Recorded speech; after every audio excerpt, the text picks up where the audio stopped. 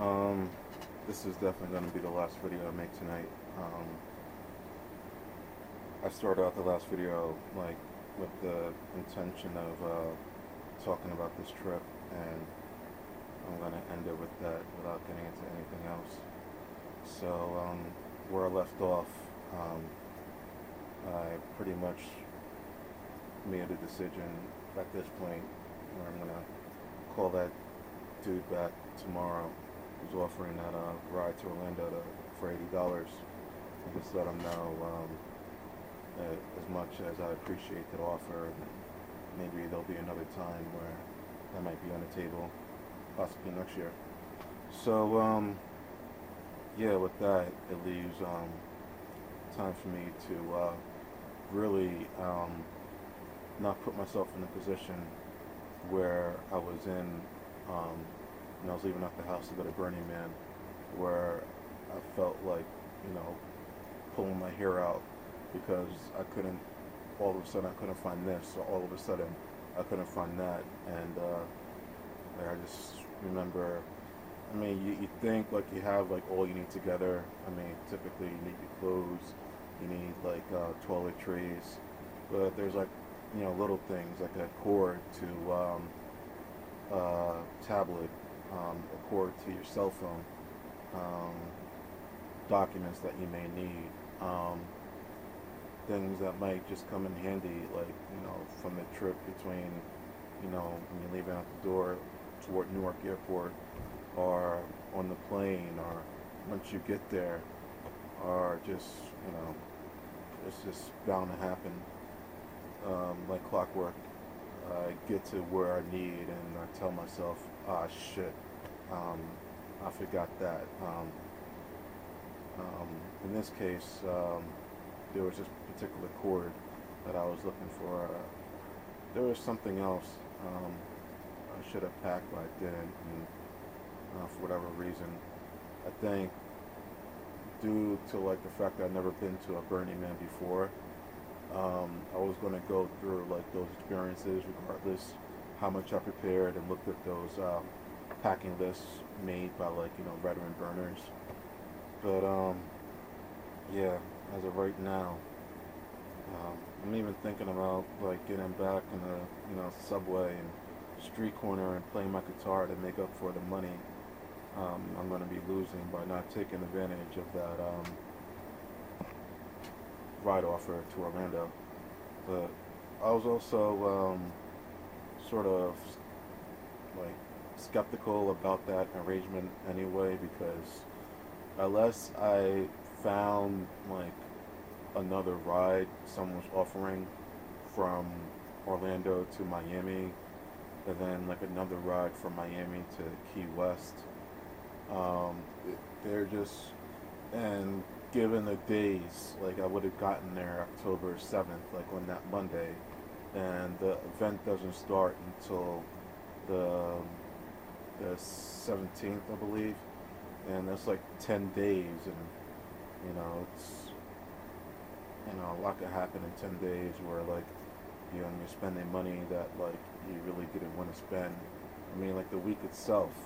I mean, worst come to worst, I might find myself in a position where, um, even though I told myself I was gonna like camp out, like pitch a tent like next to the cemetery with the rest of the bums.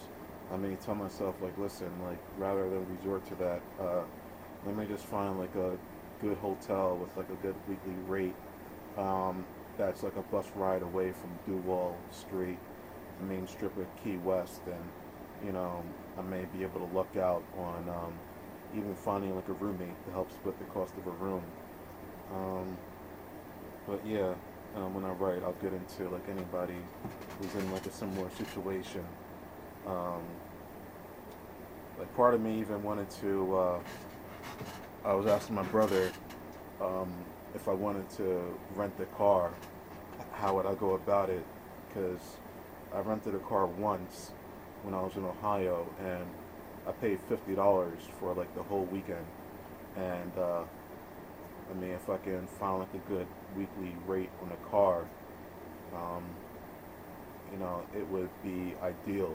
I mean, ideally, I don't want to be stuck with a car that's going to be sitting there for like the better half of a week because like I met somebody when um, I was in Houston on a connecting flight to Reno, and his plan was to rent a car to go to Black Rock City, and pretty much like have that car be parked for like a good week, and then just like drive it and return it to the airport, and pretty much he paid like 6 days for that car to just sit there. Um, and me, I tend not to want to do something like that. Um, but if I'm able to find like other people who are in a similar situation, and I could say like, listen, I plan on spending like X number of days in Jacksonville, so if I can sort of fit you in my schedule between like when I'm in Jacksonville and when what's the name of the festival, Fantasy Fest starts, then I'll try my best if you can like bill me some money to put in the gas tank, or for like tolls for like the Florida Turnpike that goes from like Orlando to Miami. Um, I've yet to call my friend Cornelius, who lives in Broward County, Sunrise, and see what assistance he can offer. But yeah, this is not like a big scale event like Burning Man where there was a message board. There was a few message boards between ride shares and people looking for different things and people looking for advice. Um, I've never heard of Fantasy Fest before. I've heard of Mardi Gras. Um, there's lots of smaller things I want to like go to. Gathering of the Juggalos is one of them. Um, Folsom. There's something in San Francisco. I think it's the Folsom Street Fair. It's like the equivalent to the Memory Parade we have out on Coney Island, which celebrates the summer solstice. But yeah, and I guess the biggest advantage of not leaving out here in the next 72 hours is um, I know once I get there, ideally, like I would like my tablet to like come back, hopefully before I leave out of here. So like I will have like one source of like for photos and videos and whatever.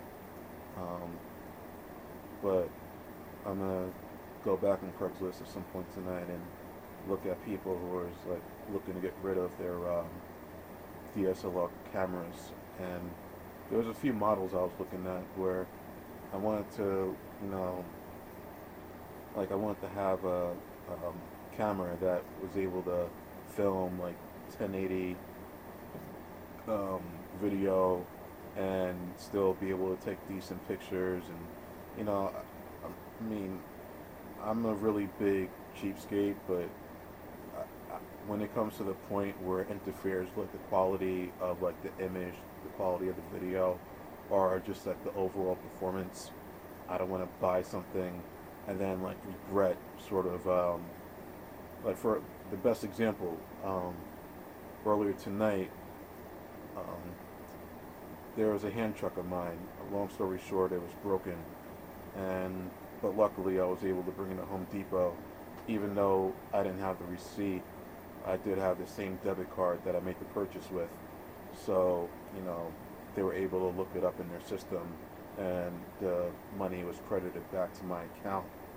And I thought about just like just going home, but I figured like there was another hand truck that was like $5 more. It was about 29 and change. Came out to like 31, whatever with tax, 32. And instead of lifting 150 pounds, it's able to lift 300 pounds, and it's not made out of plastic, so it's like less likely to break, at least the wheels. Um, so if I find something on Craigslist, there was some other stuff, and I see like a lot of TVs, mostly, that would be ideal for me to take my hand truck and use it to haul whatever they have. But yeah, ideally if I found like a nice flat screen TV, in fact I found a posting for it, then maybe I can look out. If not now, then at some point within the next few years when like the prices of them start going down. And most TV enthusiasts, once they get their new TV, they're less likely, they're less inclined to like sell the old TV rather than just to get rid of it, especially in New York, where people, mostly in Manhattan, they don't have a lot of space and they need to consolidate. And yeah, I mean, at some point, I'm looking to make a business out of it. Um, I'm still looking for a $500 van, but at the same time, I don't want a vehicle that was made um, over 5 years ago, because I received that advice before getting my first car. I got a 9166, and I talked about this before, and I just don't want to go through those same mistakes. Um, I'd rather like spend $3,000 on something that I know is going to serve me well. With the engine, transmission running properly, and not having to be ripped off by mechanics, which happens when you buy a piece of shit car. Or I mean, the auction is another option. I need to start looking into that. Looking into ways to actually sell. Um, I've used Craigslist multiple times, and it's a excellent source, whether you're looking for heroin or acid. I won't get too further into that, but I can't believe I just got into that. But I want to go from like being a person who's like giving someone money to a person that's actually receiving money.